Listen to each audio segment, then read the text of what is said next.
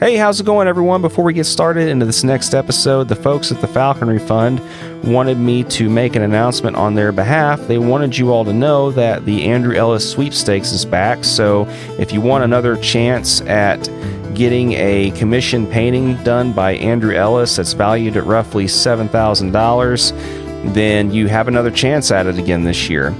If you want to enter, go to falconryfund.org and you can make a $25 donation to get one draw, a $100 donation to get 5 draws, and $500 donation to get 27 draws. And this will enter you into the sweepstakes. And of course, all proceeds go to things like the NAFA Small Grants Program, which of course has helped me out in the past, and other worthy falconry related conservation efforts. So if you want another crack at winning an amazing Andrew Ellis custom painting, then go to falconryfund.org, enter in, and the drawing will be held at the NAFA Meat Banquet on December 6, 2024. You don't need to be present to win, and the winner will be notified by email within 24 hours.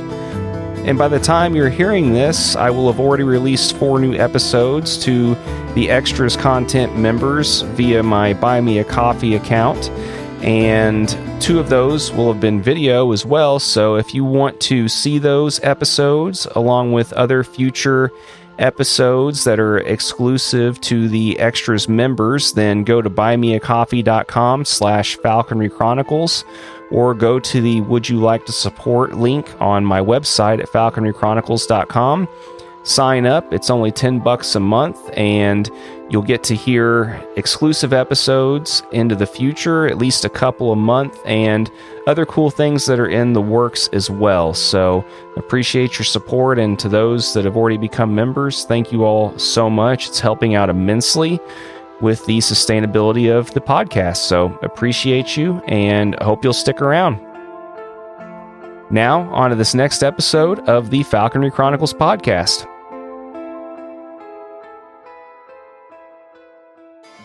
She goes for the squirrel, misses. Squirrel runs up a tree, and so she flies up to the top of the tree. And by this point, again, Harrises are so smart. She knew if you start footing at nests, sometimes they give you presents.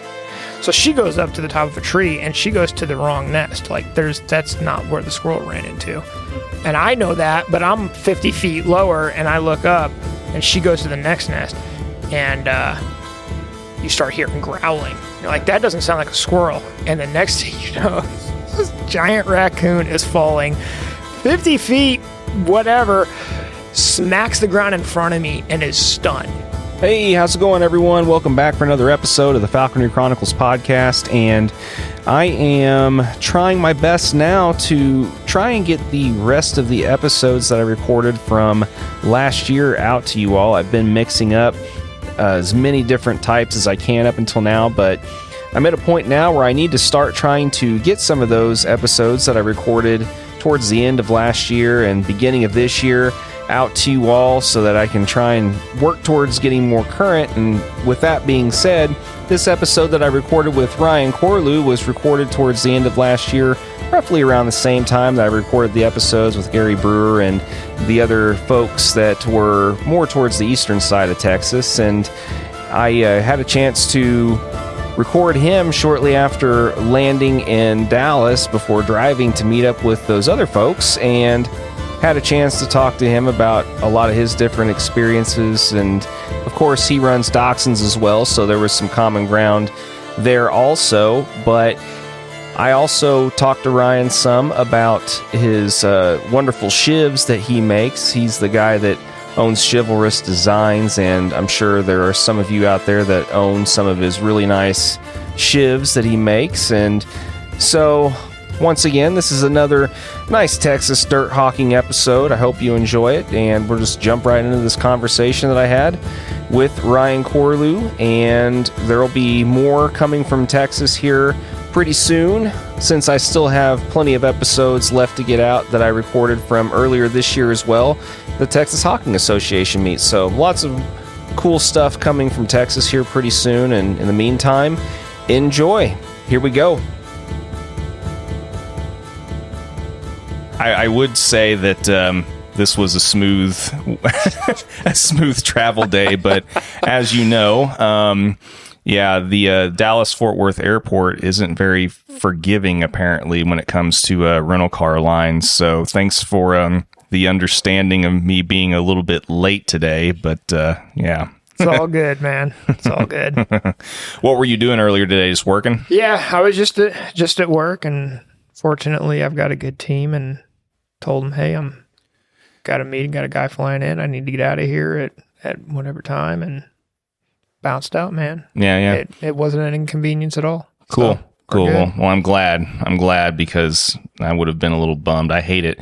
Like we were talking about earlier. I mean, we were supposed to do this back in August or whatever. And then same kind of deal. Flight schedules got screwed up and completely ruined. This was supposed to actually happen in my studio. You were actually going to get to see my studio and stuff.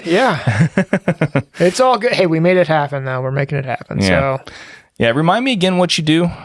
I work in the fresh produce industry. So I run a what's called a tomato repacking facility owned by a family-owned company that's been in business since 1948. And so I run their Dallas-Fort Worth branch here. So fresh produce, that's my day job. I mean, I dabble with other things and stuff, but that's my day job. I gotcha. How long have you been doing that? Have you been working for that place? I've worked for them since 2011. I moved down here to Texas in spring of 2011, and I was always before that. I worked for a huge distributor that I worked for from 2004 to until I moved down here. So I've been in the food industry to one aspect or another since about 2004. So been in the industry since 2004, just kind of switched up what I'm doing and who I'm doing it for a little bit. So gotcha. Yeah, no, like I said, I'm sure you've probably heard me ask many times what people do in the podcast and stuff. That's one of the things that I always think is kind of neat to find out about people is kind of what their backgrounds are, what they've had to do, and try and mold their lives around all this crazy stuff that we do.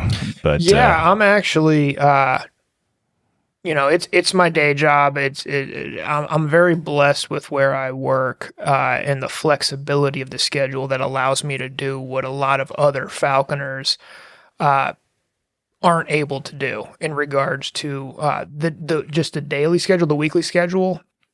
I can usually get in a couple hunts a week, maybe after I can get out of work in the wintertime with enough time to get a couple hunts in throughout the week. And then, travel in regards to time off and flexibility with that, being able to travel as much as my bank account will allow. So yeah, I'm very blessed. I understand the challenges that a lot of other falconers have. They just, you can't get out and hunt during the week that much because most people are getting out at 5 o'clock and it's dark at 5 o'clock in the wintertime.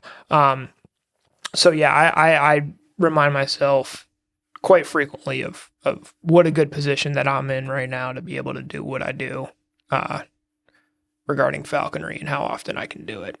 Very happy with that. Yeah, and like you said, not a lot of people have that. And I know for me, as much as I have kind of a love-hate relationship in a lot of ways with my career and have for a long time, I will say that is one of the positives about only having to work about, 3 days a week on average is if you really want to, you can hunt almost every day. I mean, especially working night shift. Now, it comes at a price. Yeah. I'm probably, have shaved off somewhere between 15 to 20 years off my life at this point with the overall lack of sleep that I get and everything else. But that being said, the flexibility and having the option there is still more than what a lot of people have, kind of like you said. Yeah, so. and I try not to take it for granted either. I mean, life can throw all kinds of curveballs at you. So I try not to take it for granted. Fortunately, Like I said, I've been in a position where I've been able to do this for a number of years. I've been offered opportunities for kind of side gigs, make more money, very lucrative on the side. But as my employer understands, here's the offer. I know what your answer is probably going to be. I value my time. It's very hard for me to put a price on my time when it comes to falconry. Now, my family's got to eat, and you get into a different position. Like, my family comes first, but while I can pay my bills and meet my responsibilities and still go hunt, I'm gonna forego the extra income so I can go hunt. I mean, it's what I love to do. I've had a similar conversation a lot of times over the last handful of years, especially. And I know for me personally, like, the one thing that I wish that I would have started valuing more earlier on is experiences over materialistic, like, possessions, things. Yeah. And I wish that I would have realized what I've come to realize over the last couple years for me personally, like a decade at least earlier. I really wish that I would have. I would be in probably a much better off position. Not that I'm in a bad one right now by any stretch, but you know what I mean. Yeah, absolutely. The experiences thing to me is always just, I don't know, it's just, call me unambitious. I feel like I have ambition, but it's not in the same area that a lot of people are told that they should have ambition. And what I mean by that is, I've always been the kind of guy that if I can meet my financial responsibilities and have experiences, important experiences, that's more valuable to me than being laser focused on becoming wealthy. Acquiring wealth has never been monetary wealth has never been, my main goal. I want to be able to meet my financial responsibilities, take care of my family, and have experiences like this, like you and I are doing right now. Like, this is important to me. Yeah, no, hunting is important to me. Traveling, I travel as much as I can during the falconry season, and meet all kinds of falconers doing all kinds of falconry, and that just it's hard to put a price on that for me. Yeah, so. Yeah, no, I agree. There's really not a way you can put a price on it, and I really, like I said, I wish that I would have discovered much sooner that a lot of this kind of stuff is really truly that much more valuable, because all the crap that we accumulate throughout our life, it's really easy to remember that we're not going to be able to take half of or any of it really with us, and half of it in the interim is going to end up getting tossed or resold or wind up in a landfill or whatever. And but what can I say? I mean, as I was actually, we were talking about Teddy briefly before we started. I was actually texting her some the other day, and I was talking about lure machine and a couple other things that I just got recently and stuff too. But I mean, it's not like I'm ever going to be able to also completely get over the whole needing the toys aspect of things too, right? And especially when it pertains to falconry. Yeah, but yeah, I don't know. Have you been somewhat afflicted with that in the past? What? A little bit recently. I mean, people ask me, how expensive is it to get into falconry? And the answer almost everybody gives is it can be as cheap or as expensive as you want. And I think that there's some truth to that. When I first started, I mean, I was building my own BC traps, my own anklets, my own jesses, built my own muse, like so many trips back and forth to Home Depot and just as minimal as possible while being responsible and making sure the birds had what they needed.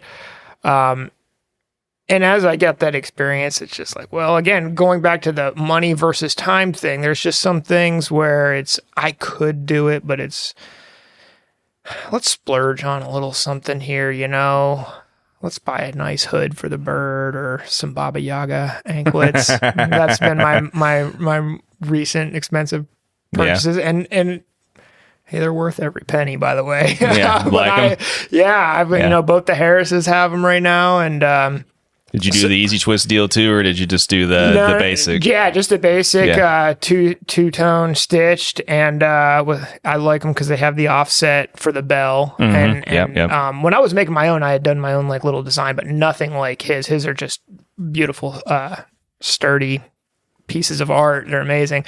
But stuff like that. So that's what I find myself. I still buy the toys. I mean, I just upgraded my telemetry. I'm not up to GPS level yet, like the real ballers, but I upgraded some of my telemetry equipment recently, so the need to play with toys is still there, but it all has a practical application to what I'm doing. If it doesn't improve my falconry, I'm not buying it just to buy it. But it's still there. I don't think for at least men, and I'm not afraid to say it, I mean, it's a stereotype, but it's true. I mean, like, boys and their toys, as they say, and I mean, it is true. And I mean, as far as the GPS thing goes, it's probably best that you haven't delved into that yet, because like, once you start using it, it's definitely like overkill for Harris's. But at the same time, I will tell you, I've used it on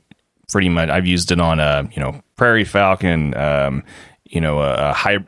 hybrid falcon. I've used it on red tails. I've used it on these Harris's, and once you start using it, it's going to be very hard for you to go back to standard beeps. Yeah, well, I mean, I find that's with wine, good whiskeys. As you have nicer things, it's harder to go back to the not as nice things. So that's why I try to get the nicest that I can afford. I've always kind of been a quality over quantity kind of guy. Right. So I want good quality, but I also know that once you cross a certain line, you're just spending money to spend money, and you're not going to see that much of an improvement in your falconry because of spending that much more money. So, the GPS thing is one of those. Maybe someday I fly Harris's and red tails right now. True dirt hawker.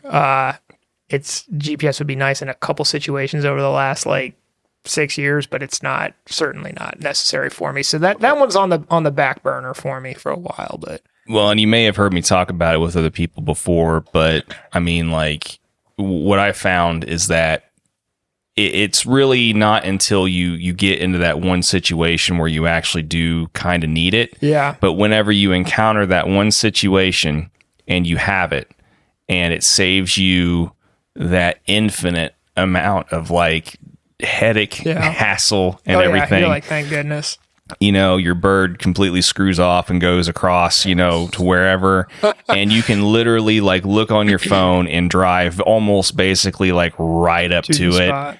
And I mean, it saves you all those different hours of time and everything. The one time you actually have to use it in its true practical application, it's really you're this was worth every penny of that one, $1,200 or whatever dollars, but I mean, for most things, it really has its true, worth its weight in gold value when you're flying long wings, I think, but still, man, it's really nice to have otherwise. Well, and that's how I've always felt about 4-wheel drive and all-wheel drive in my vehicles. I mean, all my vehicles in the last decade have been 4-wheel drive and all-wheel drive, and a lot of people down here in Texas, we don't get a lot of snow.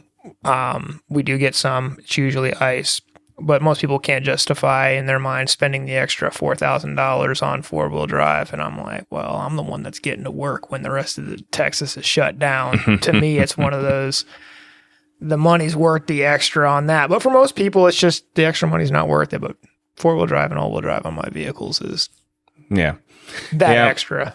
Yeah, worth the extra.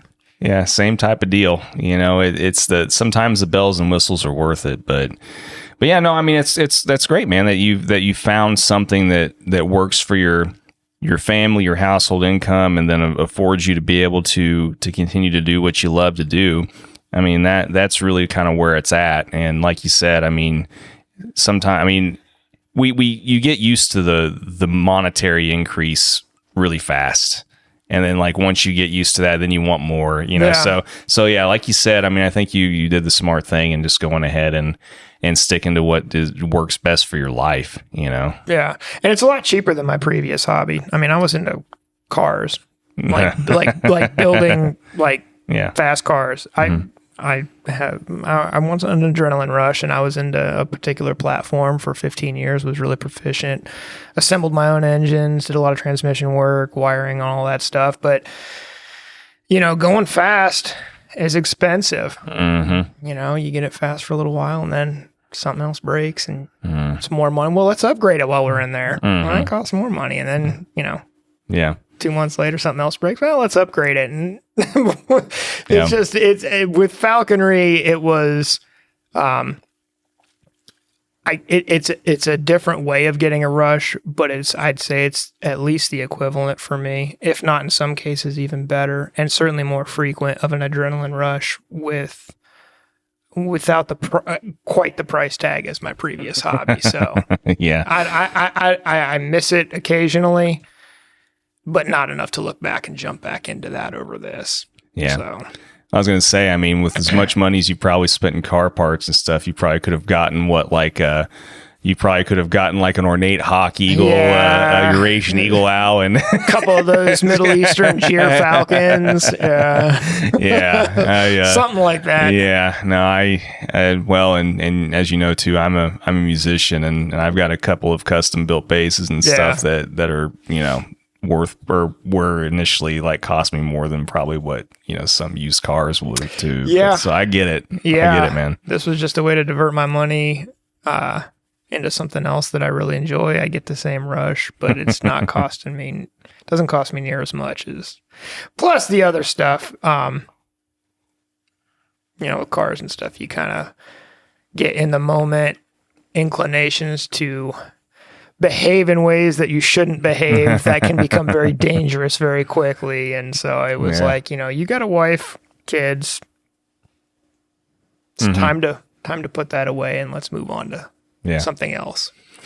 Yeah, well, I understand. I do. But you mentioned you moved to Texas. Where did you live before? So my wife and I moved down here from Columbus, Ohio. I've kind of lived all over since I was young. I've lived in Arkansas, Missouri, North Carolina. I was born in Northeast Ohio, up near Cleveland.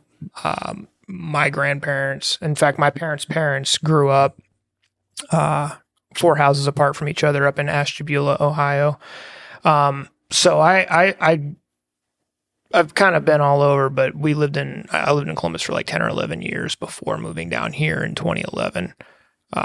Central New York. I lived in Central New York for 7 years as a kid. So we can get into that whenever you feel appropriate, but I kind of have a little bit of hunting experience pre-falconry, in some of those other states. And so I can appreciate a lot of things about a lot of different states and what they have to offer. But yeah, Texas in spring of 2011, we got down here, and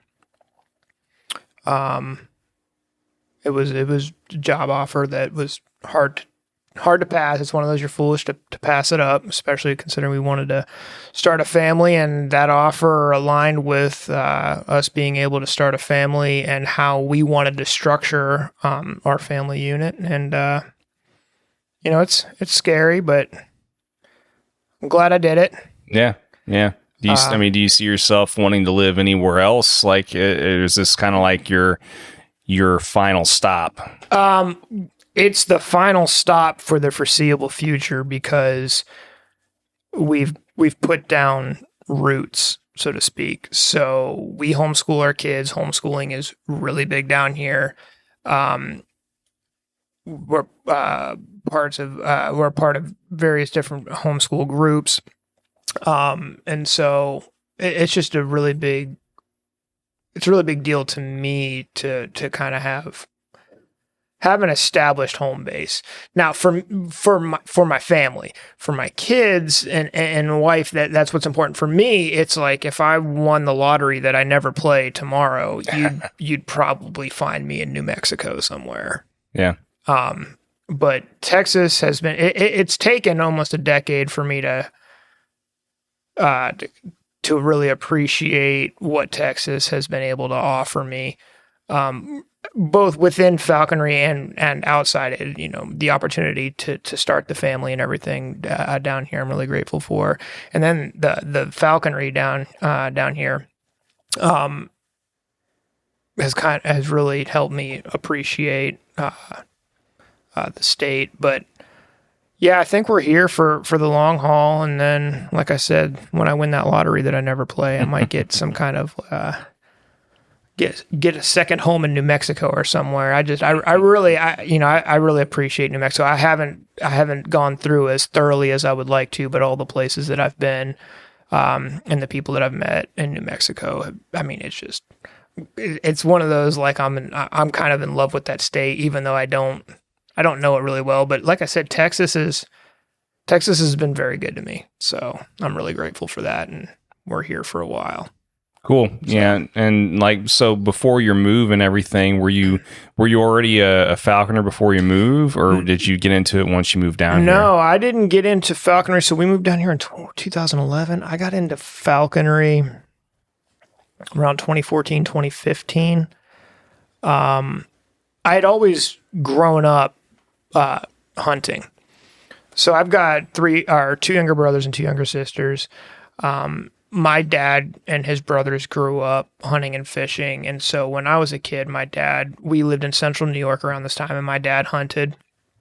And when I got to be 11 or 12, he let me start coming out. I was the one kid of the five of us that was really, I want to go out, I want to hunt, I want to fish. I played baseball as a little kid, but then my brothers kept playing baseball, and I was like, I'm done. I'm going to go play in the creek and catch frogs and stuff. Like, that's what I want to do. And so I grew up in central New York, outside of Syracuse, hunting squirrels with shotguns, 22. I mean, we were hunting pheasant. There was ruffed grouse up there, squirrel, rabbit. I think it was gray squirrels in our area, and red squirrels, the small little red squirrels, and deer and turkey and all that. And then, like I said, my grandparents from both sides were up in Ashtabula, Ohio, and so we'd make frequent trips back there to visit for holidays and stuff. And so I did a decent amount of hunting. The biggest deer I've gotten was up in Ohio. The one turkey that I got was up in Ohio, a nice tom. So I grew up hunting and fishing. That was a kind of a thing like my dad and I had in common. Was my brothers, they got into hunting a little bit later in life, but I grew up doing that. I was a drop me off. I always prefer fishing trout streams, small mountain trout streams. I don't want to fish the lakes, the ponds, the big rivers. I don't want to go where other people are going. Take me to a 3-foot wide mountain stream where, the brook trout are 8-9 inches max, and just drop me off and pick me up in like 6 hours. That's just kind of how I grew up. I've always had an appreciation for the outdoors. And I was homeschooled too. So my dad had kind of a weird work schedule growing up, and it was, it might be he had a Tuesday off. Well, I'm homeschooled. We're doing biology and physical education today. Let's go hunting. And we're going hunting on a Tuesday in central New York. And like I said, there was pheasant, grouse, rabbits. Always had an appreciation for hawks. I didn't know much about them. I knew what a red-tailed hawk was. Excuse me. But I always had appreciation for the outdoors, for raptors and all that. But no, I knew falconry was a thing at some point in history. I mean, everybody read or saw the movie My Side of the Mountain, and that was my first introduction to falconry. And I appreciated it, but I never thought anything of it after that. Like, that's cool. It's a movie. Sport of Kings was practiced eons ago. Okay. And just never thought about it again. It wasn't until like 2015 when I moved down here and I was working on my car in my garage with my garage door open, my other hobby.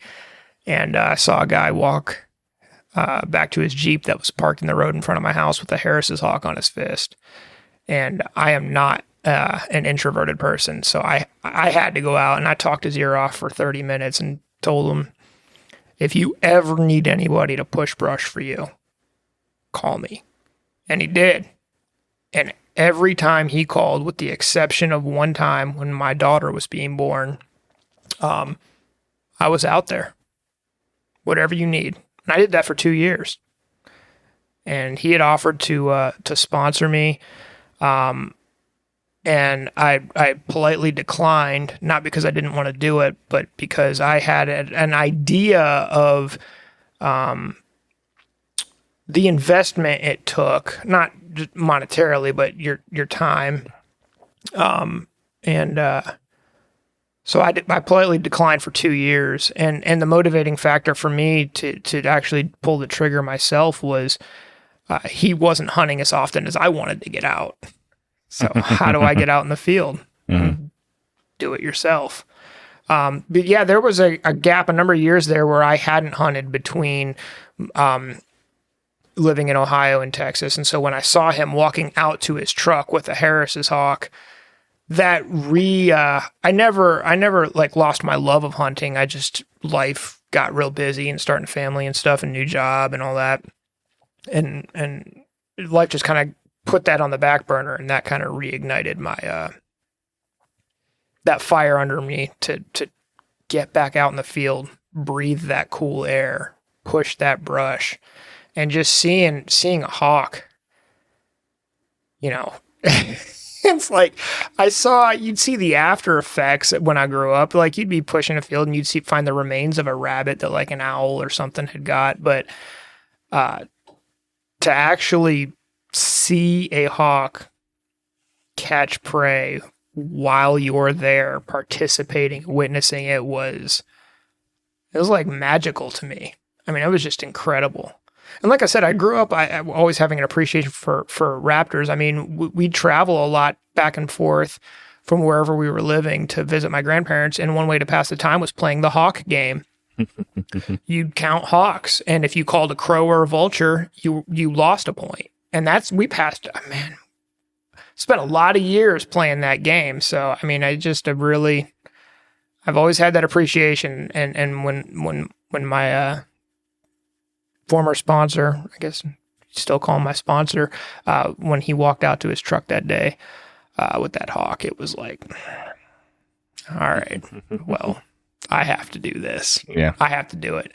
But I took it slow. Like I said, I spent 2 years in the field with him, learning everything I could, not just kicking brush, but trying to really understand behavioral nuances, body language, how the bird was acting that day. So it wasn't just me kicking brush and watching hawks chase rabbits or not chase rabbits. It was really trying to like pay attention to everything that's going on out there. And I know Harris's can, as we kind of talked about a little before this, Harris's can be a little different than some other birds, but that was my intro was male Harris's, Tiersley Harris's, pursuing rabbits. Then that was just, I still remember the first catch that I saw, and I was just like, I was hooked. Yeah. Had to do it. So that was back in 2014, 2015-ish that happened. So like I said, I spent the next 2 years just tagging along and doing whatever I could, learning everything I could, going down that falconry rabbit hole on YouTube, watching every video I could. Yeah. Multiple times. You know, car hawking videos with kestrels and and people soar hawking out in California on jackrabbits with red tails, and just everything I could absorb for 2 years. Yeah, it can be a little overwhelming, you know, how much stuff is kind of out there now anyway. And, you know, that's one thing that is always kind of, it pops to the forefront sometimes of conversation when you talk to some of the older generation falconers and everything about how hard it was to be able to get that kind of exposure, you know, back then as opposed to now. All you got to do is just, like you said, pop up YouTube and stuff, whatever. But I mean, so I'm assuming then whenever you finally did start your apprenticeship, though, I'm assuming you kind of went the traditional route, you know, as far as, you know, red tail and... No, actually, did you not? No. What did you do then? I got a Harris's. All right. So you started off with a Harris's? I started off with a Harris's. Passage or... I knew... I knew, Passage Harris's hawk. I knew that I wanted to fly Harris's just because that's what I was exposed to. My sponsor was very, like I said, if my situation was different, he might have had me start with a traditional red tail or something like that. But I fell in love with Harris's because that's what I saw. I was really intrigued by the idea, like, you can fly multiple Harris's together. Like, I like the idea of, like, the teamwork. And so I spent 2 years following him. And so I think he had that confidence in me that I kind of had an idea of what I was doing starting out as an apprentice. And he was really open. Some sponsors are really strict on what their apprentices fly. My sponsor was like, if you want a female Harris's, go get a female Harris's. So I went down south, got a female Harris's. And to date, that's the best bird I've ever flown. Now, I haven't flown 30 birds or anything like that. I've flown 4 Harris's, a female red tail, and then this new male red tail that I just trapped 2 weeks ago. But I've been around a lot of other people's Harris's hawks throughout the country. I mean, I've flown with a lot of other people, and to date, that was the best small female Harris's. She hunted first year like 730. After that, the following years, she hunted about 770. And she was just a monster. I haven't been able to replicate that yet. But yeah, so I started with the female Harris's, and I didn't get into red tails until near the end of my 3rd year. So first year as a general, I was like, let's fly a red tail. And so it was a couple of years before I got a red tail, and I did great with her. And one of my really good buddies, he lives up in Denton, 40 minutes from here. I offered her to him, and it was that or release, because flying 3 birds, especially with what was going on with work and stuff at that time, being married, having a family, and flying 3 birds, it gets to be a lot. And I'm a little better positioned this season to be able to do that. But that particular time, I did my thing, and you can continue on with her, or she's getting released. And so he's flown her for the last, I can't remember if he's going into her 2nd or 3rd season. She'll get released at the end of this season, but he's flying her this season. But I mean, she was a great red tail. I've been really blessed with the birds that I've flown. They've made me look better than I am. I've gotten some really good birds. But yeah, that first Harris's, she was just, and I'm not saying that because she's my first bird. There were multiple master falconers with over a decade of experience flying Harris's that told me that she was like a 1 in 50 bird. Like, she made me look good. It was a good bird. No dog, me and her, first year, 40 cottontails. Here, like locally here in Texas. It was incredible. So I'm still kind of chasing that, trying to find that particular kind of bird again, but yeah, it's kind of pointless though. You shouldn't try and chase a dragon, so to speak, when it comes to that kind of stuff, man. They're so different. And yeah, I mean, I've had this conversation before with people also, and that I think that people that end up with a really good bird as their first bird, it's kind of like almost as much of a curse as a blessing. Yeah. Because, you don't appreciate what you have at the time as much until later, yeah. Mm-hmm. So I don't know. I mean, like I said, my first bird was a really nice red tail and stuff too. And having sometimes having a lot of nice success early on, it can almost set you up for a little bit more of a disappointment whenever you eventually hit that string of birds that aren't quite as, as apt to, have quite as good of a partnership with you and everything else, and so on and so forth. But I understand what you're saying as far as that goes. Yeah, the logical response is you're right. Don't keep chasing that. And you got to tell yourself that, you enjoyed that run, you appreciate that run, you understand what that run was. But don't stay obsessed over it. Focus on what you have and making the best team that you have right now. Yeah. So, well, you think you'll ever end up doing much different, or do you think dirt hawking is kind of where it's going to stay for you? It's probably dirt hawking for now. The long wing thing doesn't really appeal to me at all. I can appreciate what it is. It doesn't appeal to me at this point in my life. Accipiters. Again, Cooper hawks are cool. Sharpshins are cool. Goshawks are cool. I've seen what goshawks can do. I had the honor and pleasure of flying one afternoon with Tyler out in New Mexico and watching his dogs work and hash brown chase scaled quail, and that was just a whole other kind of falconry than what I'm doing. And I really appreciate it, but that's his falconry. That's not what my goal is right now. I really enjoy cottontails, jackrabbits, and squirrels. I mean, that's just, and I don't have upland birds around here. And I like I said, I really like the team aspect in regards to like being able to fly multiple birds. My goal when I started falconry was a cast of Harris's over dogs. And at that point, I hadn't decided what the dog was. I just knew like my end goal, like I will feel somewhat fulfilled when I can successfully fly a cast of Harris's over dogs successfully. Yeah. And consistently. So. Well, I think that's as good of a time then to segue then into kind of what kind of brought us, here at the same time, and what initially had me reach out to you as far as, the dachshunds and, kind of being part of this dachshund series that I'm going to have kind of ongoing for a little while here. So, I mean, at what point in time did you decide that this was going to be the breed of dog for you to kind of move forward with? So it was after my first year, or after my second year as an apprentice. I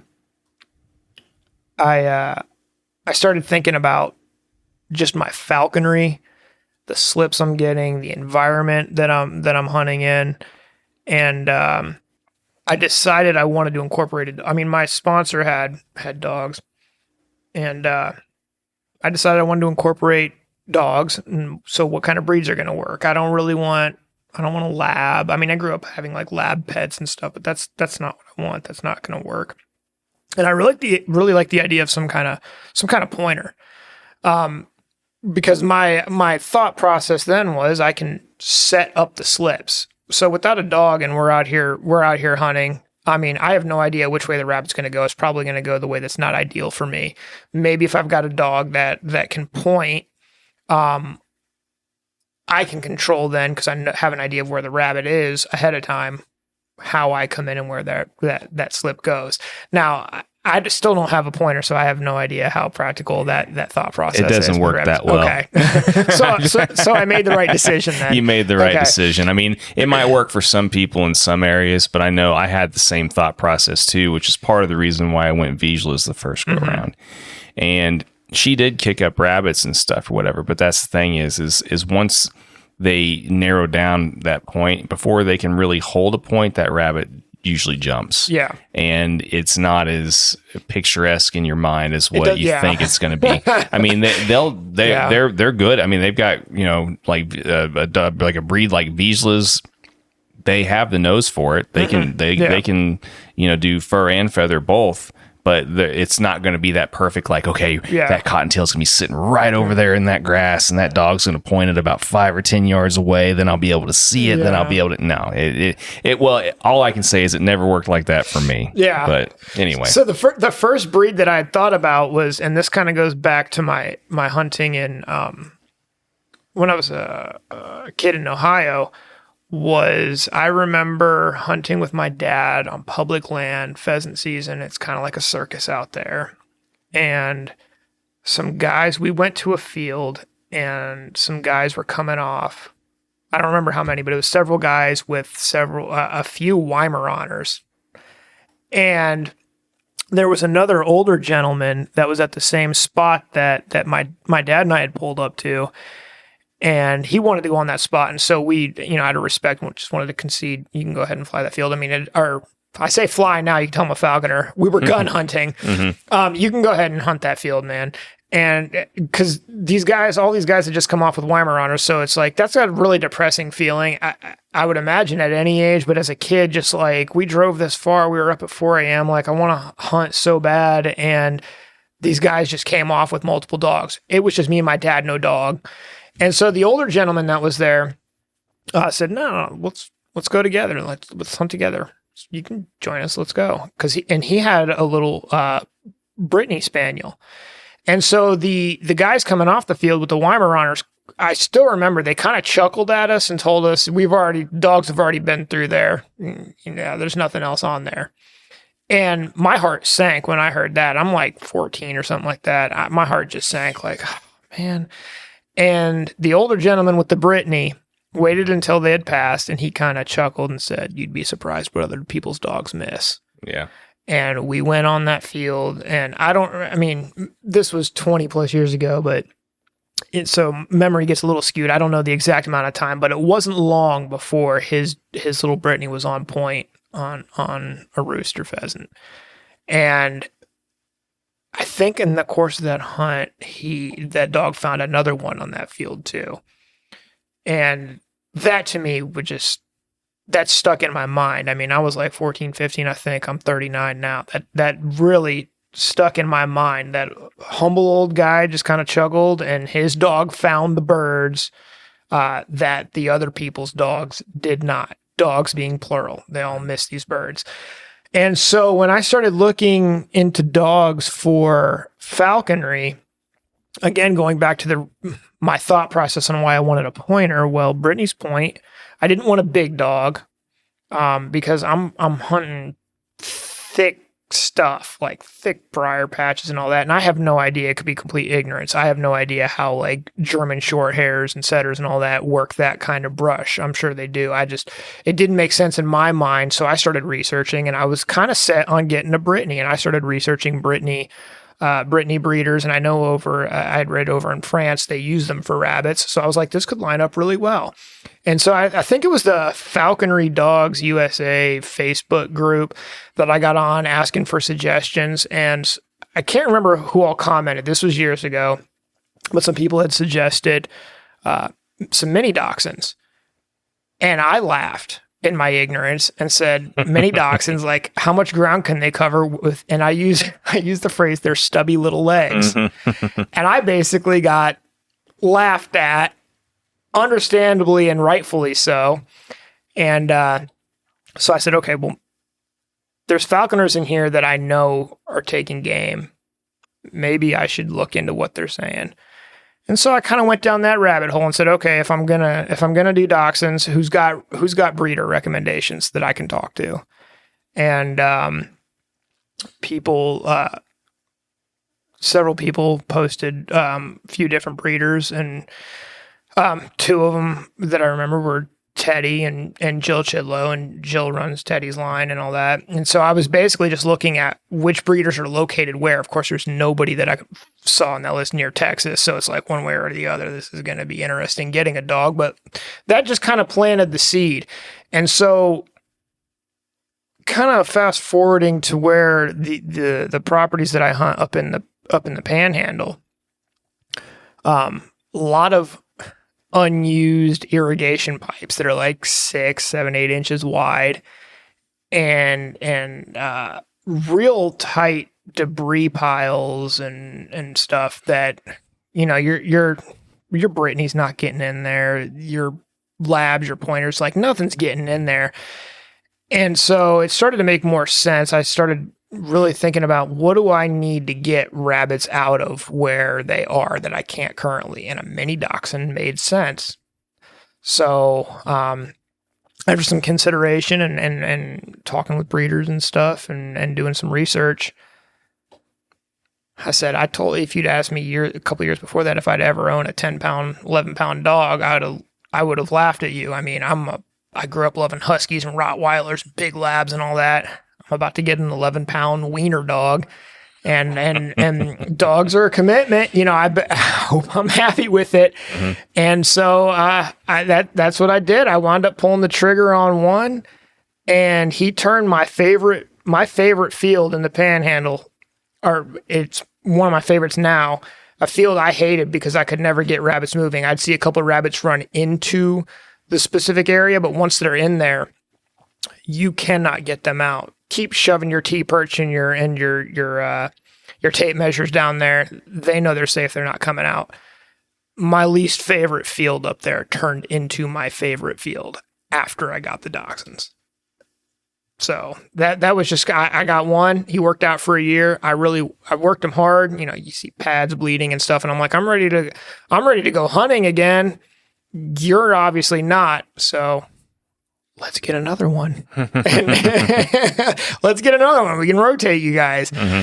So I considered other breeds, but for the kind of falconry I was doing and still am doing, that was just, that fit, literally and figuratively. They fit into those areas that could otherwise not get rabbits out of, and they just do a fantastic job. And it's not just rabbits. I mean, they're not the most ideal breed for squirrels. I know a lot of guys are running like Deckers and Feists and stuff, mm-hmm. and those, from what I've not had the pleasure of being in the field with those breeds, but I follow a lot of falconers that do run those. And overall, if you're a majority squirrel hawking, those probably are better. But my guys have been instrumental in the squirrels that we've gotten. So they'll do it for sure. Oh yeah. Yeah. And then once they learn that there's stuff in the trees and learn to look up and everything, which you can actually facilitate pretty easily, mm-hmm.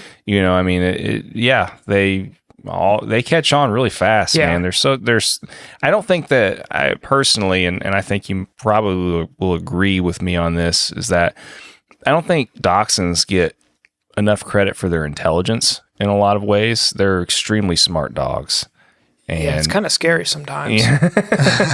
And I think that they don't get quite the credit that they should for their overall intelligence. Yeah.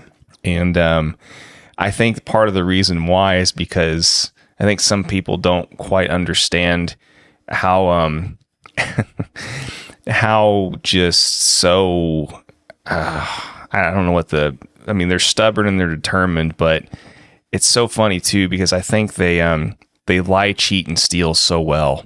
And I think that people, think that they're dumb when in reality they're actually being really smart. Oh yeah. And they literally are some of the best liars, thieves, manipulators. Yeah. Oh they know how to manipulate. Oh yeah. Yeah. They get their way. I have to get on guests and stuff.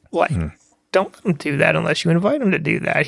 But they know how to work it. Mm-hmm. Yeah, they're just incredible. I mean, this past weekend, my buddy and I went to go fly a new field that we got permission for. Never been on this field before, and we didn't know what to expect. All I had was a topographical layout. I've never been on the actual field, and so it seemed like a really good rabbit field. Didn't seem like anything I'd really find squirrels on. Certainly not in the interior of the field, maybe along the tree lines, along the edges, the property lines and stuff. But we were finishing up working the field, and not all that thoroughly, I should say. This is a 200-acre field, and it was getting kind of hot. So after about an hour and a half, I was like, I can't be out here much longer. I'm a northern boy. I'll never get used to the Texas heat. It's like 70 degrees, but the sun's on you. I'm toasty.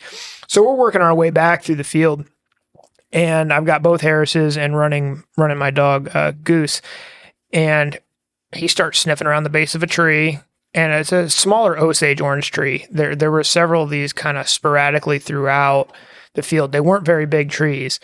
Certainly not anything I was expecting to see like a squirrel in. And he's sniffing around this tree, and then he starts sniffing up the tree.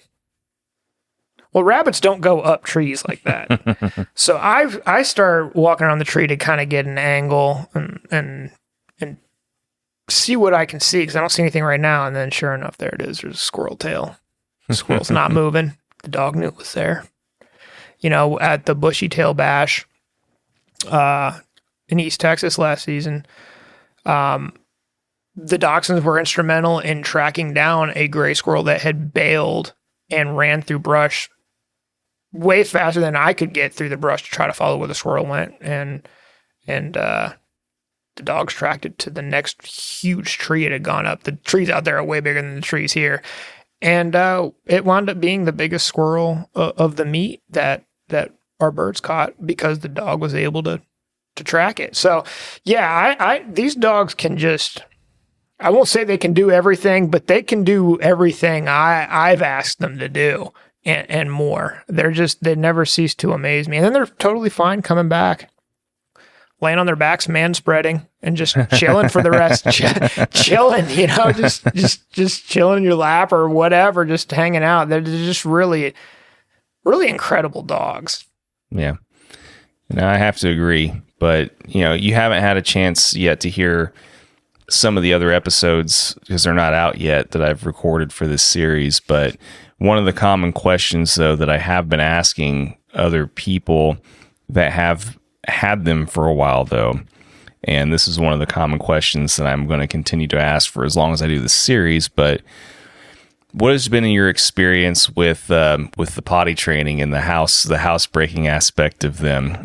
Because so far that is literally the number one worst thing that I've experienced about them and having them is just it does not matter. It's like sometimes they will hold turds back out of spite sometimes, I think, and it's like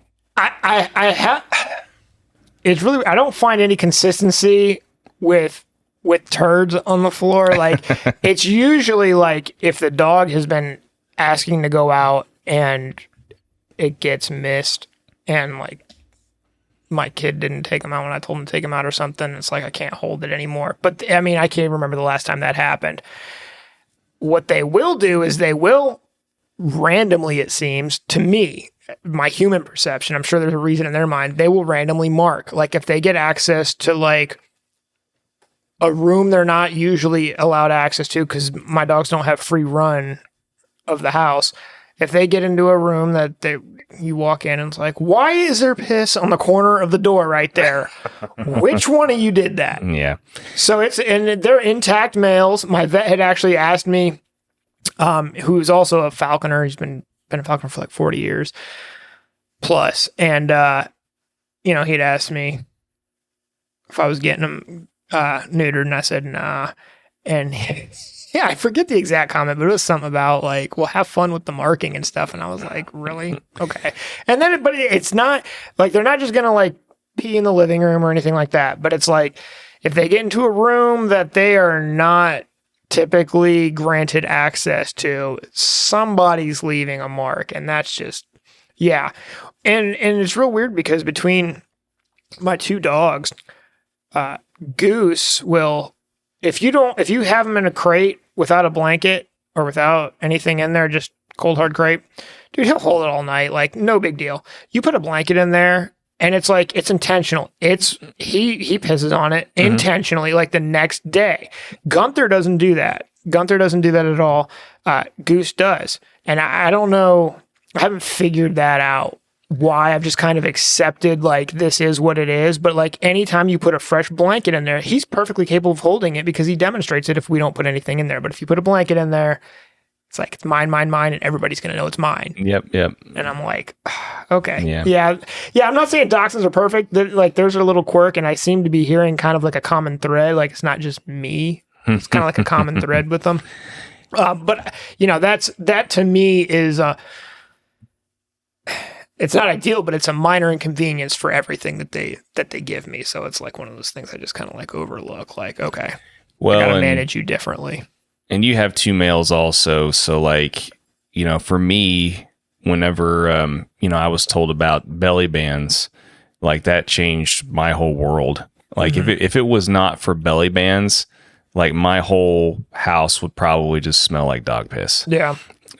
Because both of my dogs, it doesn't matter if it's a room they're used to or not. They will mark. Yeah. And they still try. Yeah. Even with belly bands, I mean, they'll just be walking around in the living room, for example, and then all of a sudden I'll just see them hike a leg next to like staring straight next to the couch, just staring. And I'm like, no, what the hell are you doing? You know, like, and they'll stop once you yell at them, but it doesn't matter. They still both have that inclination to want to do it. And as far as the every so often finding turds thing, like, it'll be strange, man. Like, there's been days where I have actually let them out. Like, I've got them very, like, I can pretty much predict their habits. Yeah. They don't always tell you, but you can predict when, like, I know that if it's like 9 a.m. and my one male, my older male, if he hasn't crapped yet, I will not go back inside with him because I know he has to do it, but he tries to out stubborn you. And he wants to go back inside. I'm just going to mosey around the yard and sniff. I'm hunting out here. What are you talking about? Yeah. And then, but he won't go, and you have to outweight him. Yeah. Otherwise, he will go back in the house and he will just drop one. Yeah. And like, but what's weird though is both of them sometimes. There's no rhyme or reason, but sometimes they will both go outside. You will watch them. They will both do 1 and 2 outside or whatever, right? They come back inside.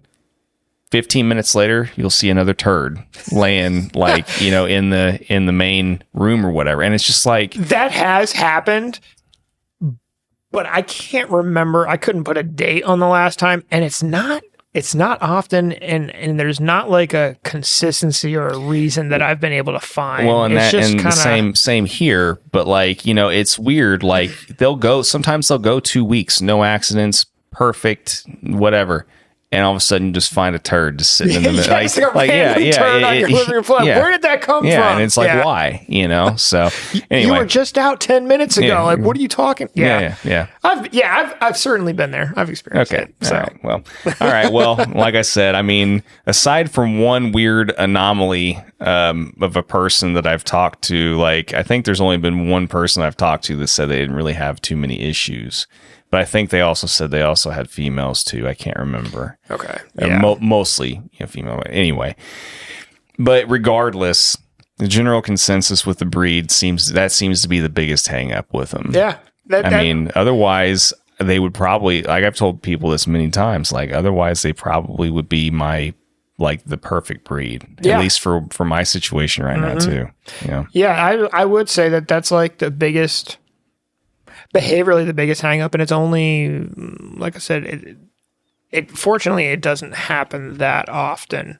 I haven't had to do belly bands or anything like that. Like if they were in the living room right now, like I haven't put up for the podcast, but if I had them in the living room right now, like I'm not going to worry about them like marking all over my living room. So fortunately it hasn't been that. For me, the biggest pet peeve is, like I said, the one will just, like, if you put a blanket in his crate, it's like, that's his blanket. Yeah. And you're going to know it. Yeah. I mean, there's one of mine has been bad about that in the past too, though, but he's starting to seem like he's kind of like, once he turned 1, it seemed like he kind of started outgrowing it a little bit. He still will occasionally, but like, anyway, but yeah, I mean, that sounds like the general consensus majority rules continues for the most part then. But so, I mean, as far as yours, I mean, what kind of coat do yours have? I mean, it's what color and what kind of... Both are black and tan. Both are black and tan? Long hairs. I got from Jill Chidlow. That their coats look, that if you were to look at them and you don't know many dachshunds, they look the same. But when you really get into the weeds of it, there's subtle differences. There is, like, goose is a lot easier to get burrs out of. Much easier. It can still be difficult around the ears and the tail and the back of the hind legs, but Gunther, for whatever reason, just really retains burrs, and it's just covered in them, and it's like on some of the stuff, it's like, here comes the scissors, and you spray them with Pam or run them down with oil before you hit the field, and I think that helps somewhat. But subtle differences in the coats, so they look roughly the same, but there's definitely different texture differences between the two. Yeah, I've tried the Pam like the Shoshin and stuff. And so far, I think the Shoshin has worked the best for me. But still, I know exactly what you're talking about. Like my older dachshund Hades, the black and tan, his coat is a lot thicker for sure. I mean, it's definitely got more mass to it. You know what I mean? Right. However, my Dapple, my Horus, his coat is it's not thin, but it's more fine. Right. Yeah. You know, so it's like it's a lot easier to comb stuff out of his fur. That sounds like Goose and Gunther to me, like my two. It's just a finer coat that is easier to comb out with a fine tooth comb.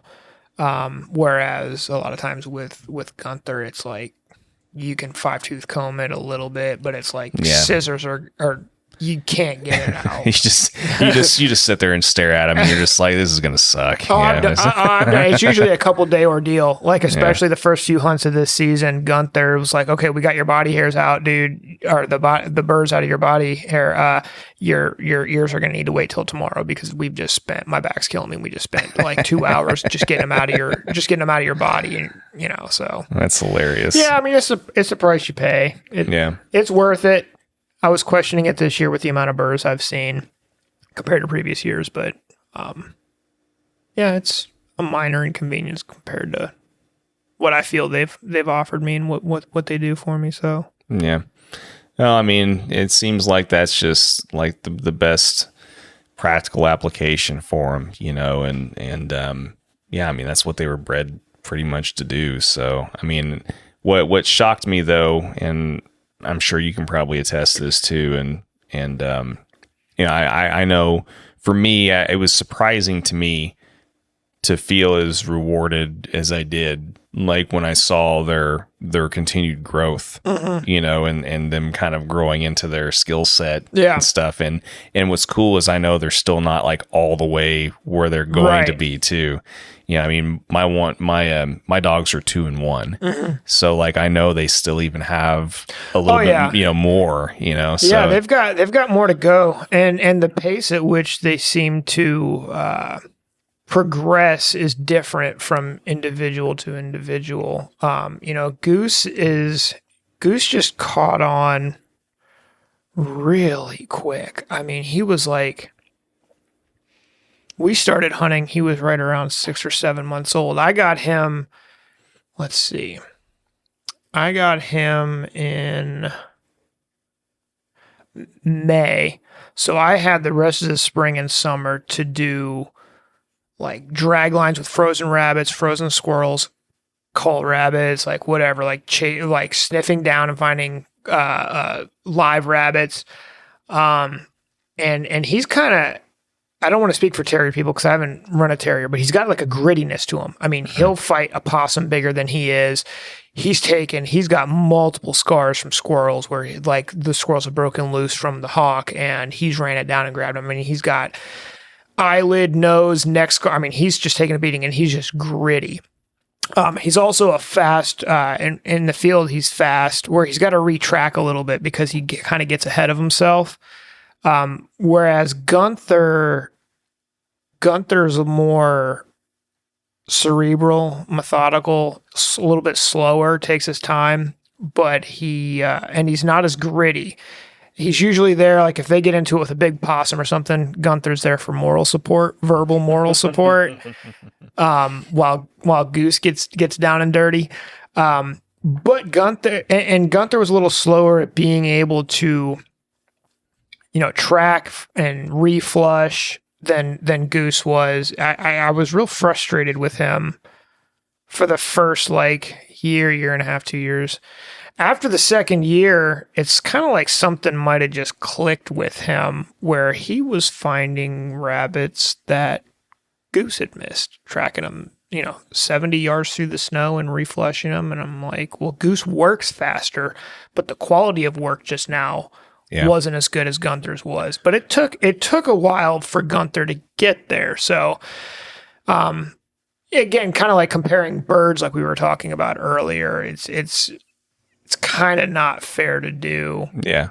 you got to give the animals a chance to kind of grow into themselves, and they get better. I mean, every year since then, I mean, they've gotten better. The birds get better, I find, as you continue to fly them. So, it's been a really neat evolution. My dogs are 4 and 5, and that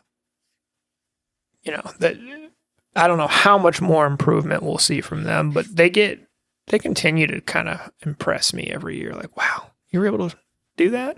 Yeah. Good job, boy. You were able to climb that tree. Like watching these dachshunds, especially Goose, climb trees. Squirrels run up a tree and into a hole on an angled tree. And it's like, dog climbs up there, can barely keep his balance, biting at the hole, does a cartwheel or a backflip off, climbs right back up. I mean, it's just watching them learn kind of their intelligence, like figuring out how do I get up there? How do I get through here? I'm going to figure it out. Like an X-pen won't contain Gunther if Gunther wants out. Like I'd have them, when I shoot squirrels with my air rifle, I have them go out and retrieve it. And they know the sound of the air rifle. And if I have them out back in the X-pen and I shoot a squirrel 50 yards away out the front door, Gunther can get out of that X-pen. I mean, he effortlessly. And so you shoot the squirrel, and next thing you know, the dog's running around the side of the yard through the gate and all the way up to the front, like to go look for the squirrel. So like, yeah, they're definitely pretty incredible, intelligent creatures. It's always amusing. Like I said, they make growing up, I always heard you can't have a hunting dog and a family dog. You can't have both. You got to have one or the other. That's a bunch of crap. And I'm man. like, I don't have a lot of experience with other breeds hunting, like any kind of intimate experience with them. But with these guys, it's they will hunt hard, all day until they drop, and then they're totally cool chilling. They're great with my kids, great with my wife. They kind of I'm talking about one breed. I don't know about other breeds, but with these guys, like that certainly does not hold true. Yeah. They're pretty good pets. Well, and you're always going to have exceptions to the rule too. And I think you could probably agree with this too, but I think a lot of, especially how advanced they are early on with hunting and other things, though, I think really also is very dependent on how they're whelped and how they're raised from, the get-go too. Yeah. I mean, there's definitely leaps and bounds difference of getting a pup from someone like, say, a falconer or somebody who's already, by 8 weeks old is letting them get used to rabbits and scenting rabbits and already kind of learning the game and stuff, as opposed to one that's not. I mean, it's a stark difference. One's going to be so much more ahead than the other one on average. There's always exceptions to the rule. And that was the other thing too, before we transition to the next thing. What do you think is the most opportune time to get one as a pup? This is another this is another question I've been asking people too. Yeah. So you mean in regards to like time of the year? Well, to get one, not just time of the year, in but your falconry career. I mean, as a pup, like how old does a pup need to be, and also what time of year? So, in regards to the age of the pup, I don't want to act like some kind of expert here because I'm not. I kind of relied on what the breeder suggested, and I got my guys between I think it was between 10 and 12 weeks ish, and I'm really happy with my guys. But I also know that the breeder, I can't remember the age breakdown, but it was very specific. They're getting exposed to these kinds of loud sounds and pans and all that at this exact age. They're getting rabbit pelts put in there at this age. They're getting live San Juan rabbits at this particular age. So it's very, my understanding is it's very regimented, and the breeder knows what I'm trying to do with the dogs. So I rely on that breeder. I mean, I'm not, I've never bred dogs or anything like that. Yeah. So take what I say with a grain of salt, but I relied heavily on what the suggestion from the breeder was. And I can't say that I was disappointed with that, but I think it was between 10 and 12 weeks. In regards to the time of year, so I got Goose at in May, I believe it was. And I think I can't remember the month. I got Gunther a little later in the year when I got Gunther. I vastly prefer having getting the puppy in the springtime. So right around when your falconry season's done, because that gives you the rest of the spring and summer to really work on that dog. And when I hit the field with Goose, he was by no means an expert, but he was contributing. It wasn't like I'm having to teach you from the ground up. You already knew what a rabbit was, what a squirrel was, because I was able to work with him from the point I got him in May all the way through until like October, November. So when he hit the ground, I mean, he hit the ground running. Yeah, I think I would agree with that too. I mean, unfortunately, I wouldn't say unfortunately, but like, I know my circumstances when I got both of mine, it was like the hunting season had already started.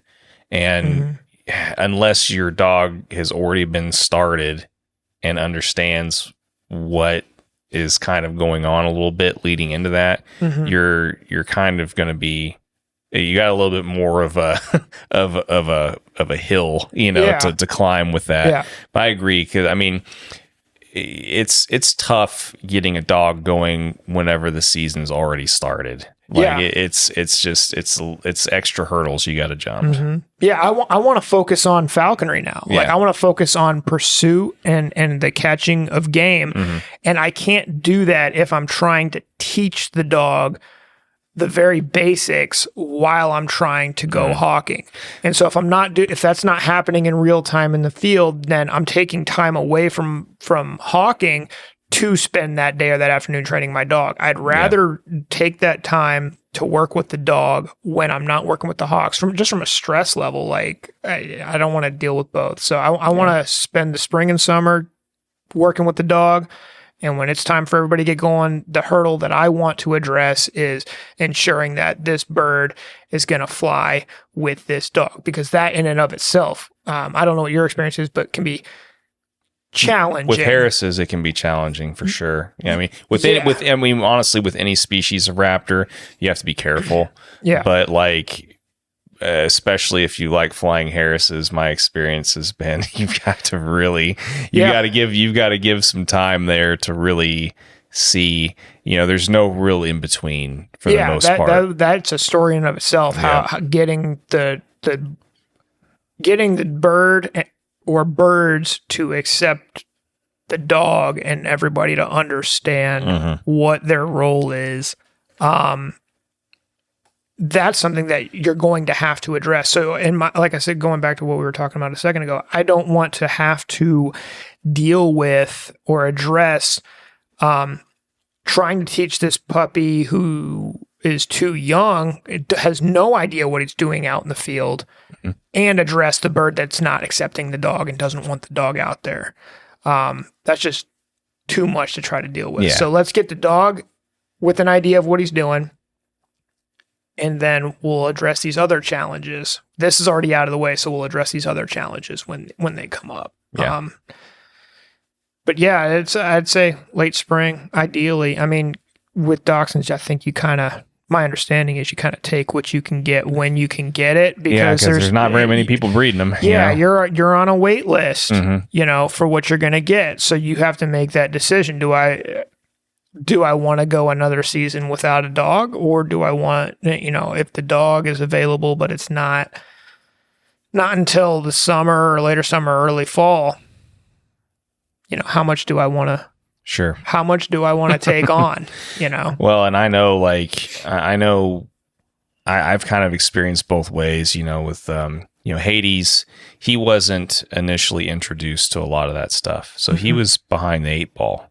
And I got him right dead in the middle of like my first, I got him right dead in the middle of the hunting season, in the middle of his first year.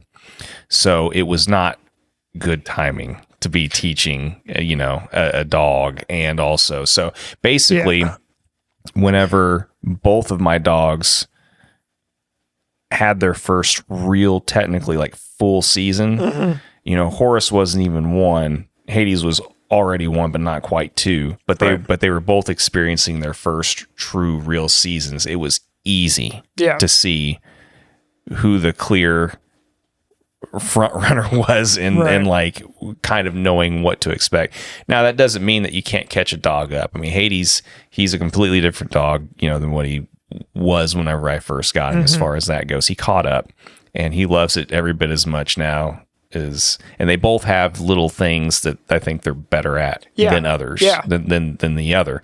That being said, still to this day, I still think Horace has the little bit extra leg up though, because he had that initial, from like however many weeks on as a pup, exposure to rabbits and the game. Yeah, I think that's imperative. Yeah. I mean, food for thought for anybody listening and thinking about it. It's definitely worth considering. You would definitely want to get, a pup for falconry from someone who's training them and gearing them for falconry. Yeah, I would definitely agree. Again, I'm certainly no expert in dog breeding, but it makes sense to me when you talk to the breeder and what their regimen is or what the program is, and I'm happy with the results. So it might be anecdotal. I don't know the statistics, but it seemed to have worked on my end. Sure, I'm real happy with it.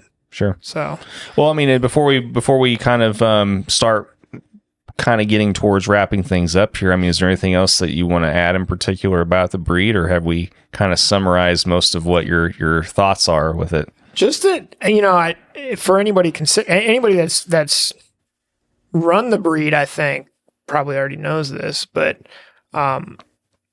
this may be an individual dog thing. I don't know if it's a breed thing, but their ability to take a beating and keep going is really impressive to me. We had a rough start. I had to figure out, how do I get my male Harrises to accept the dog, because he just wanted to grab, and he did several times, like lock on the face. And he's I don't want to say passage. He was a first year or juvenile chamber bird.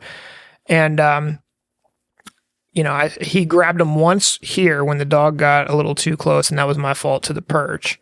And I mean, he just nailed him from the from the bow perch. I'm like, well, that's not good. And then our first hunt together, and hindsight's 2020. I wouldn't have set the situation up then, but I was kind of flying by the seat of my pants at this point. Let's go fly the bird and run the dog. And you give it about 5 minutes, and then the male Harris is just flying off the T-perch and nailing the dog on the face. And the dog's like yelping and screaming, but he's not fighting back, and the dog just lays down. And you go peel the bird off the dog, and Goose gets right back to hunting like nothing happened. Like you just had 8 needles crammed in your face, and he got and this happened. It happened again, and in that same hunt a couple minutes later. And so we need to wrap this up, and I really had to brainstorm how to figure out how to fix this. And fortunately, the recipe I'd formed in my head was spot on, and it worked, and I haven't had any issues since. But and the same thing with Gunther. Gunther's been grabbed by my female Harrises a few times. Hers is different. It's more kind of like a frustration thing, where like for the first, I don't know, year or two, there was always the first hunt of the season. She'd fly down, tag the dog, and then it wasn't an issue until maybe one other time when there's a lot of slips and they're not connecting, and out of frustration, she goes and like tags the dog. His was more like, I want to grab your face and hang on. Hers is like, I want to tag the dog. But both of my dogs have always gotten right back in the game. They're not fighting back. They're not mauling the bird. They're yelping. They're like, this sucks. That's not cool. But then their noses are right back at the ground, and they're right back to working. So, for anybody considering them, I'm just really impressed with how, I guess, tolerant they can seem to be. And I don't know if that's all mini dachshunds. I don't know if that's specific lines of mini dachshunds, but the ones that I have taken the beatings from the birds really, really well. I'm really just overall, I'm so impressed with them as a breed. And if you had asked me, 5-6 years ago about mini dachshunds, I would have laughed in your face. My dad laughed at me. He's another big dog guy, and he came out one hunt and watched Goose work with one of the birds, and he's just raved about him ever since. Yeah. Like, you cannot believe how gritty and driven these dogs are, and they're just overall a really impressive breed. I don't think that they're ideal for every kind of falconry and every kind of situation, but for what I do, you should definitely consider them. At least put them in the bucket for consideration. Super cool dogs. So Yeah, no, you're not gonna hear me argue with any of that. I'm pretty much, I'm a believer now. That's for sure. And like I said, it's out of curiosity. Before we move on, though, what was the formula that kind of broke that you said? Like, what did you do to set up? So, well, a little backstory is I wanted to get it solved, and so I didn't. They're from Teddy's line, but they're not from Teddy. And so I was referred to Teddy, and I talked to Teddy, and I explained the situation, and I'll never forget this. I said, I want to get it fixed because I don't want my dog to like lose an eye or something if I'm flying with a bigger bird. And Teddy's response was, they can hunt with one eye, right? Right then and there, I knew like I'm talking to a gangster. That's awesome. I'm a little. It takes a lot to shock me. That kind of threw me back a little bit. And then after I had a second to really let that sink in, I kind of chuckled and was like, well, she's right. Still thinking, I still rather that not happen, but okay. And so she referred me to some other people I talked to, and they had some suggestions, but ultimately what I came up with was I have to put them in a situation where the bird sees what the dog is doing. Because right now, the bird has no idea what the dog's role is in this. Yeah. And so it was on a trip. I didn't hunt them together after that first hunt where he kept getting grabbed because it's not fair to the dog. I don't want to turn the dog off from doing this. And I certainly don't want, aggression can be like self-rewarding. I don't want the bird to keep getting self-rewarded for this behavior. So I waited until we were up in the panhandle on some permissions that I have, and I know exactly where the rabbits are, generally speaking, and I'm flying the bird from the fist. We're not doing this T-perch thing. I'm flying from the fist, and I'm hanging onto your jesses, and you're not getting let go until a rabbit takes off. So you see the dog in the field and the rabbit take off, and it took 2 or 3 slips in a matter of a couple minutes. Peas and carrots since that day. I mean, it was literally like 1 or 2 slips. Yeah. Bunny runs across this county road into some old corrugated piping. Not like the irrigation pipe, but like the kind for the drainage ditches on the roads, like smashed up and stuff, real hard to access. Stuff I would never get a rabbit out of really without a dog. And Goose was like 6 months old. I mean, 6, 7 months old. And dog chased him under there. Birds on top of the corrugated piping. Puppies barking. Rabbits are like busting out of there as he's like barking and really digging and trying to get at him, and bird gets a rabbit. I have not had a single issue with him in a mini dachshund since that day. Now that doesn't translate to all dogs. He's grabbed coyotes, he's grabbed pit bull mix, whatever, American Staffordshire Terrier mix, whatever, much running through fields we're hunting jackrabbits on. He just does not like other dogs, period. Yeah. But black and tan, I haven't tried with other colors, but I have had other black and tans with our dogs. Black and tan mini dachshunds, he learned since that day, like, okay, you're cool. I mean, they can walk up and sniff him on the chest, like if he's on the ground, and he just does not bat an eye. So we went from him like just relentlessly trying to grab the dog to, okay, we get our role. Yeah, you're working for me. Yeah. And then I didn't have that aggression issue with my female Harrises. She's a passage, so her inclination is more fear-based for dogs, coyotes, whatever. But hers is more of like an annoyance. It's not like I don't think she's ever just flown after and intentionally bound to them. But yeah, with my male, like that's how I got over it. I had to create the situation where the bird saw the dog value.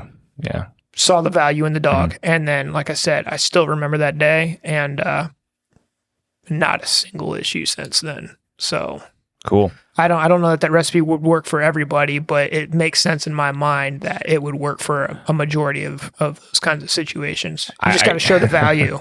Yeah, I was going to say, I mean, if that doesn't work, then something's probably not going to work. Might need to get a new bird. Yeah. or not hunt with the dogs with that bird, Yeah. And that poses a whole other problem anyway, because then those kind of birds become liability also. Yeah, so. and it was one of those things too where it's like after hunting with a dog, after getting a dog or dogs now, I don't really want to practice falconry without dogs ever again. I mean, this new young male red tail that I've got, he's a small guy. We hunted yesterday. I think it was yesterday. He took our second hunt since trap, took his first fox squirrel. He was hunting at 770 grams, 777. So 755 body weight, small guy. And, he's doing really good in my opinion at this point. So we'll see if I can get him to work with the dogs. If he doesn't work with the dogs, the bird goes. Yeah. I'm going to see if I can make that happen. I'm not expecting to just throw them out in the field together and everybody's going to be fine. But, I can't imagine falconry. I don't really want to practice. I'll go out with other falconers who don't have dogs. That's a blast. I still enjoy it. But for my personal falconry, I don't ever want to practice falconry again without being able to incorporate a dog. Well, it's like after a while, it becomes kind of like GPS or any other things. Like once you get used to the extra help and the practicality of it, it's hard to go back. Yeah. Like I said, my least favorite field up in the Panhandle became my favorite field after I got a dog. Several fields. Like I didn't know how many rabbits there were out here until I got some mini dachshunds, and it's like, y'all just changed the game forever for me. I mean, that's and then I mean, other breeds are cool. Them dogs being such a long commitment and living so long, I don't know that I would ever. For me, it's not like let's just go get a Vizsla. But I don't have the game for it, and it's such a long commitment.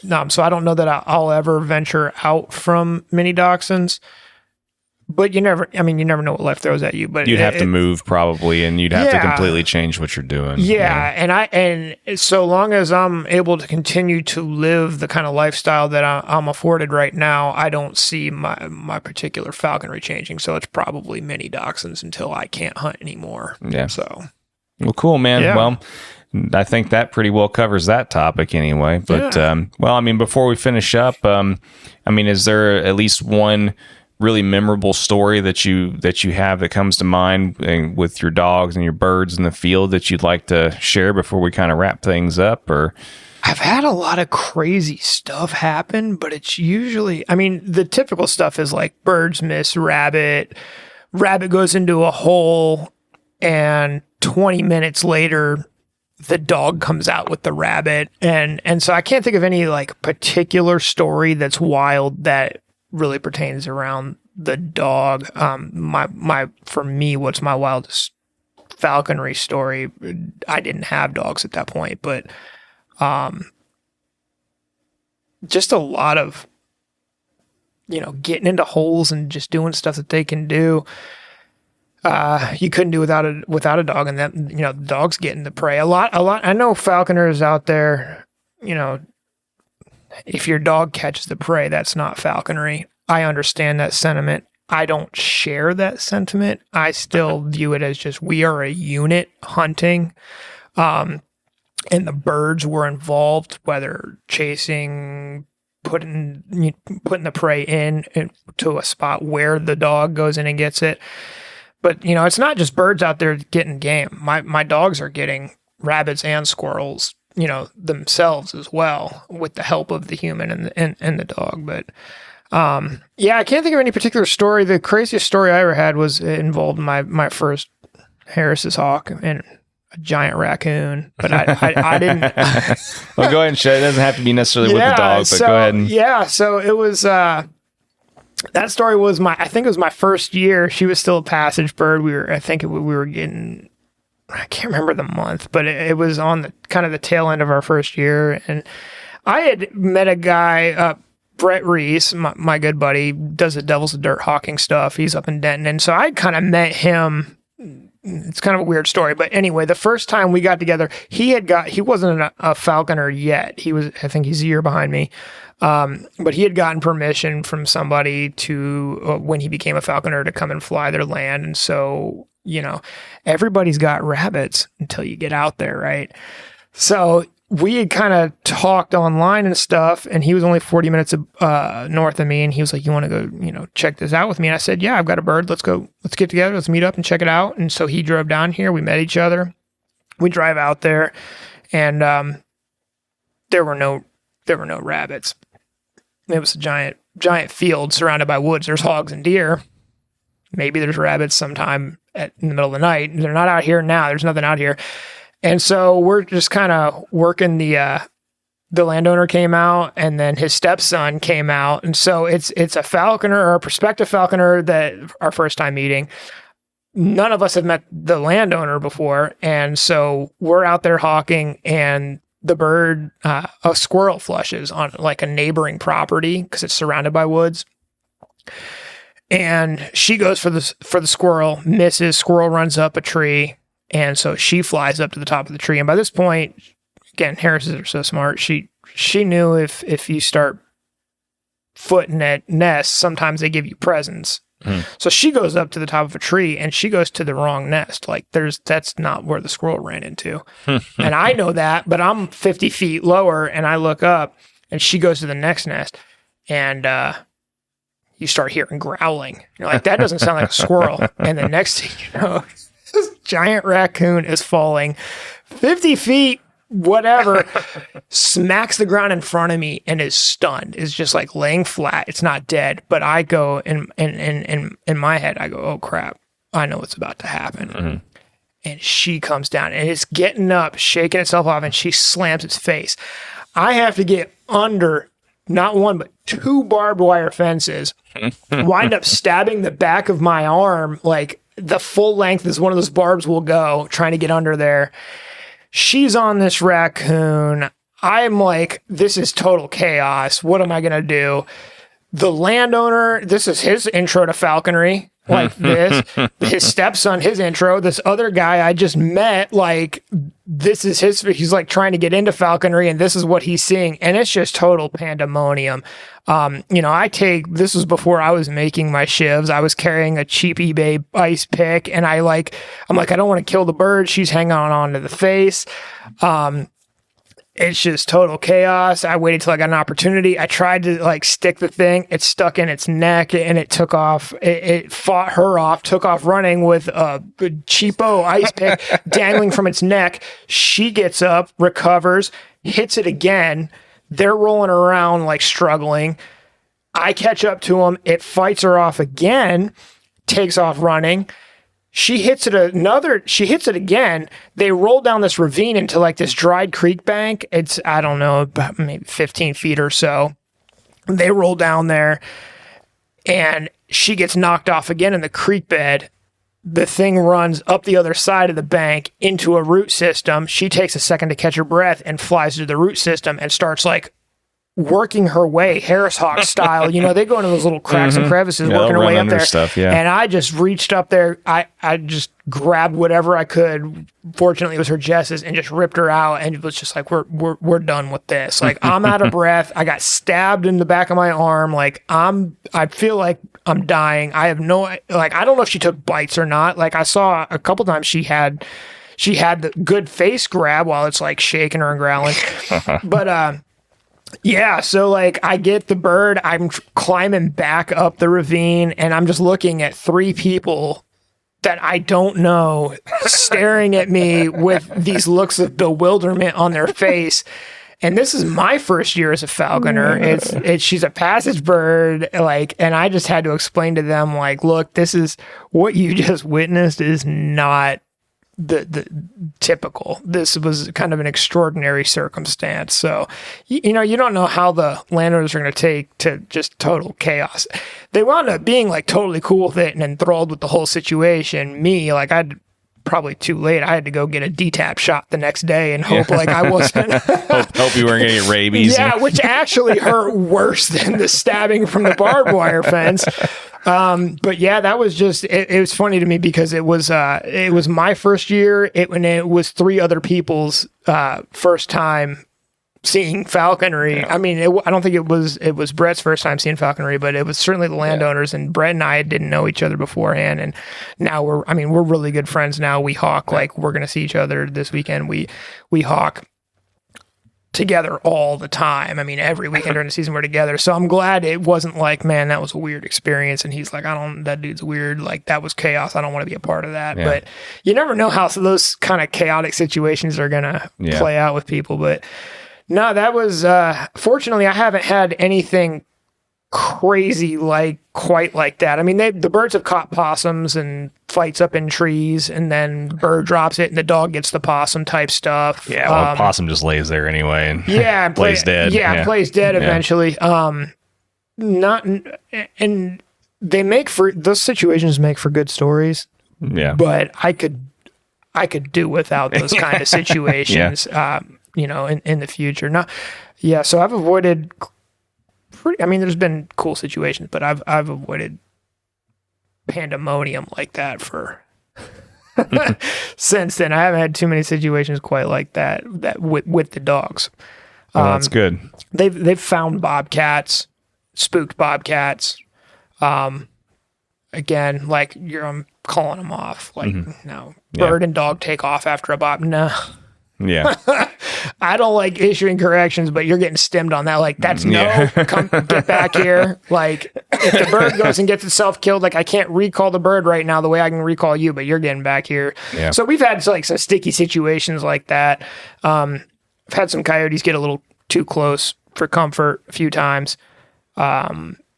But I haven't lost a dog to a coyote or anything yet, so that's good. Fortunately, I've avoided having good stories like that with the dachshunds, and I hope to continue to avoid having crazy stories like that. So, well, good deal. Yeah, I mean, I forgot the Tdap would be for tetanus. Yeah, I don't remember. I just remember I went to the Target clinic and was like, I need whatever.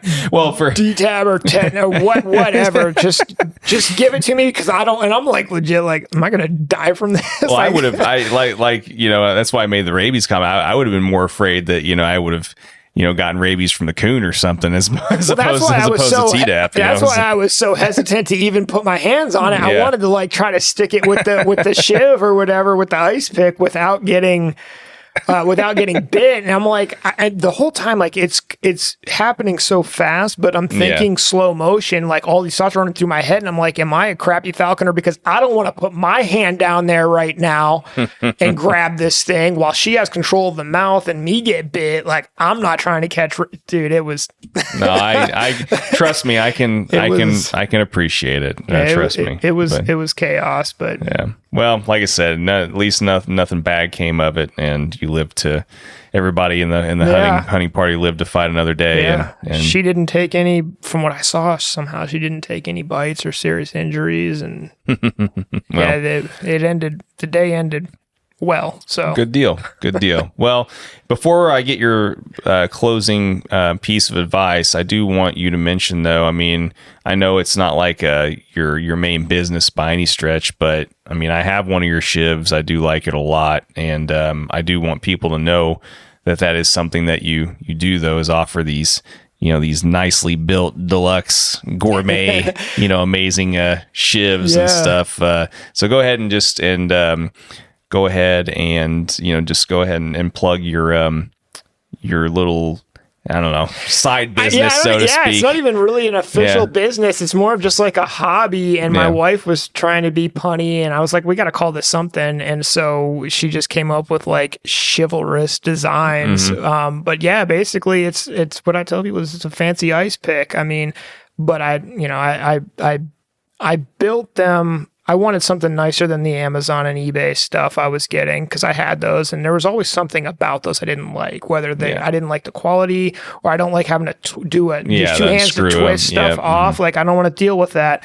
So I basically just set out to design something that worked for me and was good quality. Unfortunately, I've got, over the last few years, I've across the country and a couple other countries, I haven't gotten any complaints or any sent back. I build these things so that hopefully they outlive me.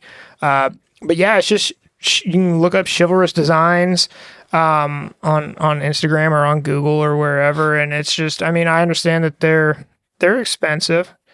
I've got material costs. I've got a lot of material costs and R&D and stuff in there, but yeah, they're just fancy ice picks essentially, and they're not a necessity. You can tell I'm a terrible businessman. I tell everybody you can use a $5-10 ice pick functionally.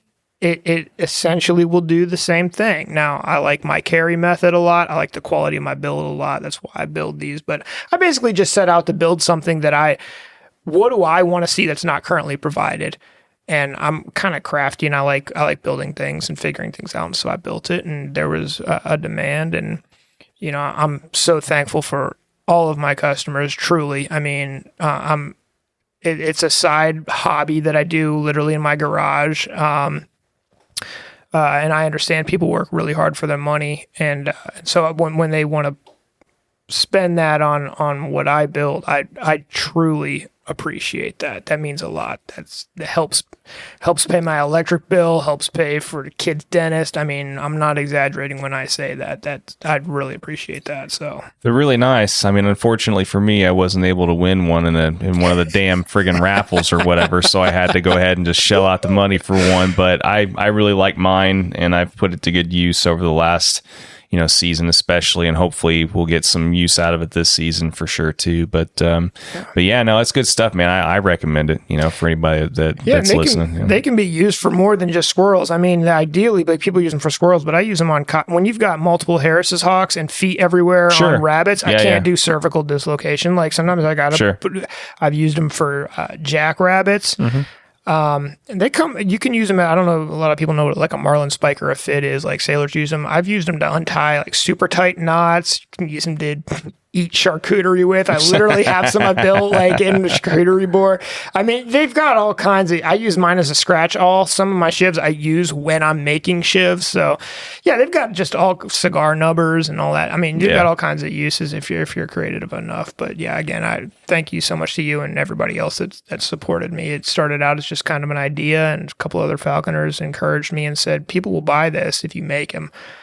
And I was like, no way. And people did. And I'm really humbled by the support. So yeah, thank you. Well, that's good. It's good stuff, man. Well, I think this is a good time though to go ahead and get your final sentiment or piece of advice that you'd like to potentially pass along to current or future generations of falconers, and we can go ahead and wrap this up, man. Yeah. I actually just did a post the other day and regarding my first hunt / free flight. They're one and the same to me. I don't do like free flights, and then we do hunting another day. Like first free flight is a hunt for me, and we did the first one with this new red tail I have, and he's been different than all the other Harrises and my female red tail that I've trained.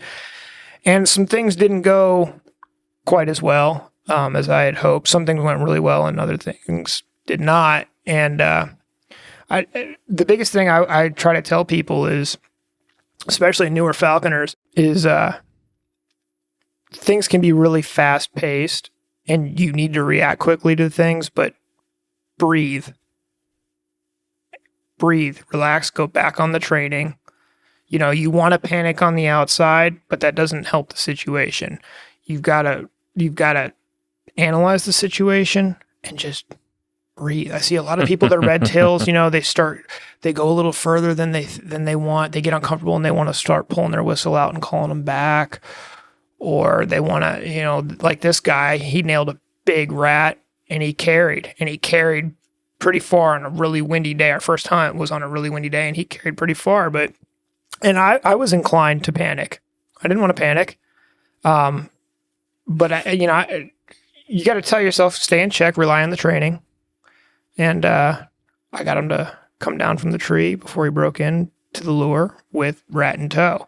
But you have to keep your wits about you. And so I see a lot of people, newer falconers, want to keep just calling birds back, freaked out. It didn't go exactly how I wanted this very second. Just breathe, rely on the training. And, yeah, I mean, it's worked for me every time. Yeah. So, I mean, it may not be like the craziest insightful advice, but I see it a lot, especially with newer falconers, myself included. And oh yeah, trust the training, trust the process. And even when the situation calls for a little faster pace, just keep your wits about you. Sure. Yeah. Well, everybody gets hyped up in those early on, experiences, and it's all part of learning how to read a bird. And the progression of that. So and I knew what was going to happen. I mean, even I learned from that situation. I could tell right before he carried. I should have pulled the lure before he took off. I didn't, but you learn. Yeah. You breathe. You rely on the training.